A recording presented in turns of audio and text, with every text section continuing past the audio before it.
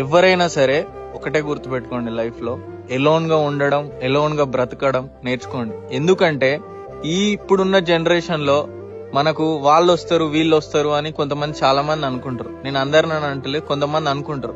కానీ వాళ్ళకి చెప్తున్నా, ఎవ్వరు రాడు, ఎవ్వనికి ఎవ్వరు రాడు. అసలు ఈ కాలంలో మనం బతుకుతానం అంటేనే అది చాలా గ్రేట్. ఎందుకంటే బతుకుతానం అంటేనే వీడెప్పుడు కింద పడాలనే చూసే జనాలే చాలా మంది ఉన్నారు ఈ సొసైటీలో. అది మన ఎవరైనా కావచ్చు, నేను చెప్పను, ఎవరైనా కావచ్చు.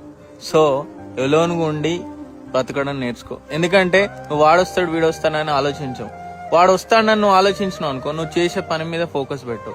సో ఎలోన్ గా బతకడమే నేర్చుకో. ఒకటే గుర్తుపెట్టుకో, లైఫ్ లో నువ్వు పుట్టింది ఒక్కనివే, రేపు పోయేది కూడా నువ్వు ఒక్కనివే. బట్ పోయే ముందు నువ్వంటే ఏంటిదో చూపెట్టాలి. అది. సో ఎలోన్ గా ఉండడం నేర్చుకోండి. మీ లైఫ్ ని ఎలా సక్సెస్ చేయాలనేది మీకే అర్థమవుతుంది.